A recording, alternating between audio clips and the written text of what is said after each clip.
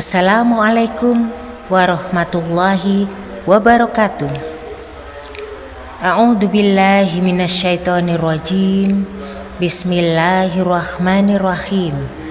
Alhamdulillahirabbil alamin.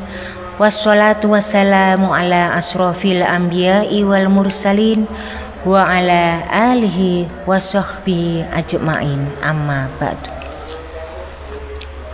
Alhamdulillah, puji syukur kehadirat Allah Subhanahu wa ta'ala atas segala nikmat dan karunia-Nya yang telah diberikan kepada kita semua, sehingga pada hari ini kita masih diberikan kesempatan dan kesehatan, utamanya nikmat iman dan Islam.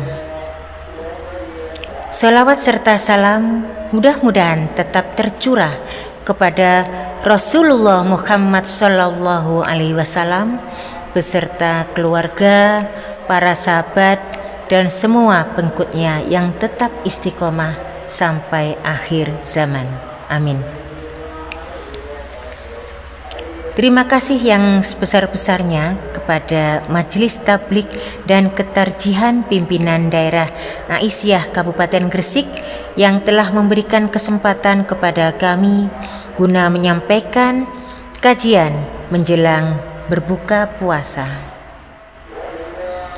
Dalam Al-Quran surat Ali Imran ayat 104, Allah berfirman, "Wal takum minkum ummatu yad'una ilal khairi wa ya'muruna bil ma'rufi wa yanhauna 'anil munkar wa ulaika humul muflihun," yang artinya, dan hendaklah di antara kamu ada segolongan orang yang menyeru kepada kebajikan, menyuruh mengajak berbuat yang ma'ruf, dan mencegah dari yang mungkar.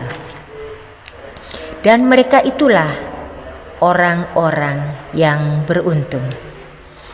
Hadirin pemirsa yang dirahmati Allah Subhanahu wa ta'ala, tema kajian menjelang berbuka puasa hari ini pada Ramadan hari kelima, yaitu manajemen waktu muslimah selama Ramadan.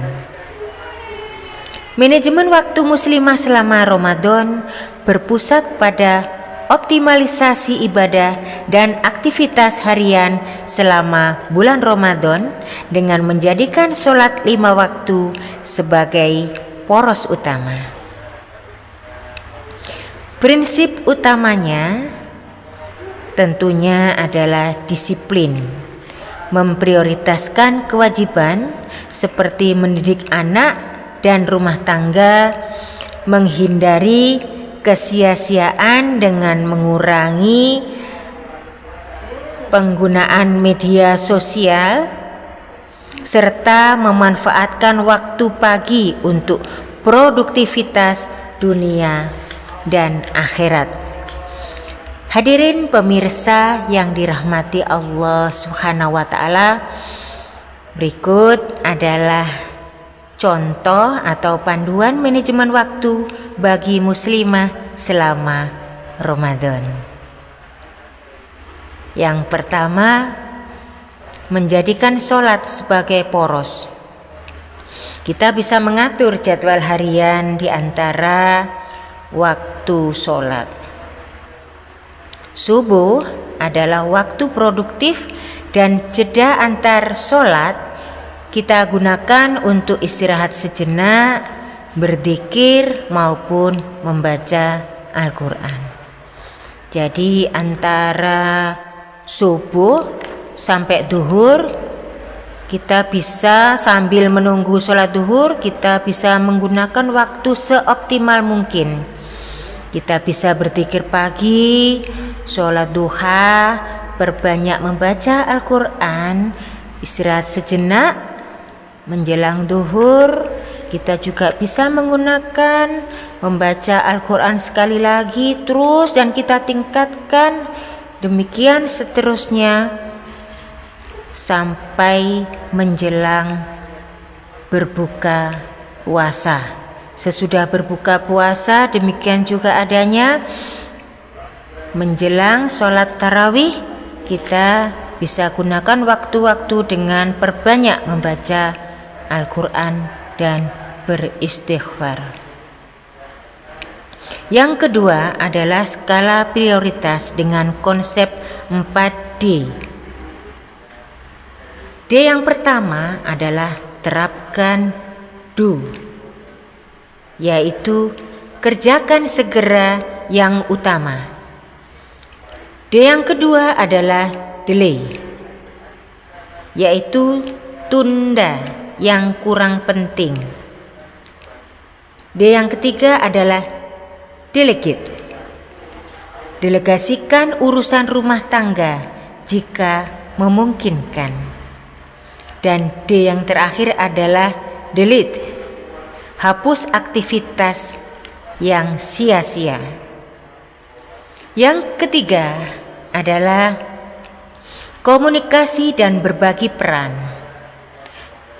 Bagi muslimah yang bekerja atau memiliki peran ganda, wajib berkomunikasi dengan pasangan kita,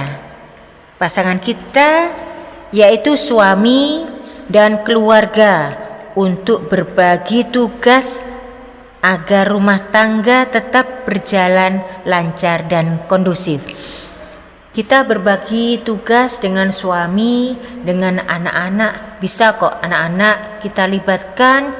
Misalnya yang sederhana saja, anak-anak yang masih TK maupun SD kelas 1, 2, 3 bisa kita libatkan. Misalnya membersihkan tempat tidur, merapikan sandal sepatu ke tempatnya, dan lain sebagainya. Untuk anak-anak kita yang agak besar bisa kita libatkan menyapu lantai, menyapu halaman, mencuci piring sendiri minimal, dan membantu tugas-tugas yang lain. Yang keempat adalah manfaatkan waktu pagi. Rasulullah mendoakan keberkahan pada waktu pagi umatnya, sehingga diutamakan memulai pekerjaan atau ibadah dengan berzikir maupun membaca Al-Quran sejak pagi, dan ditingkatkan selama bulan Ramadan.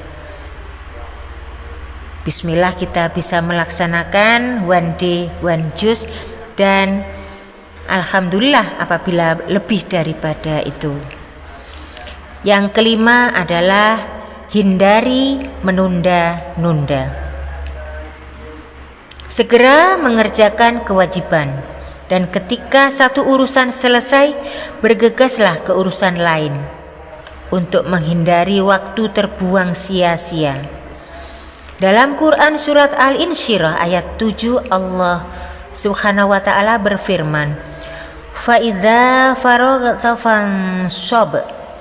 Maka apabila engkau telah selesai dari suatu urusan, tetaplah bekerja keras untuk urusan yang lain.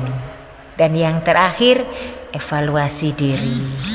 Kita bisa melakukan evaluasi harian atau mingguan untuk memastikan penggunaan waktu apakah sudah sesuai, produktif, dan berkah.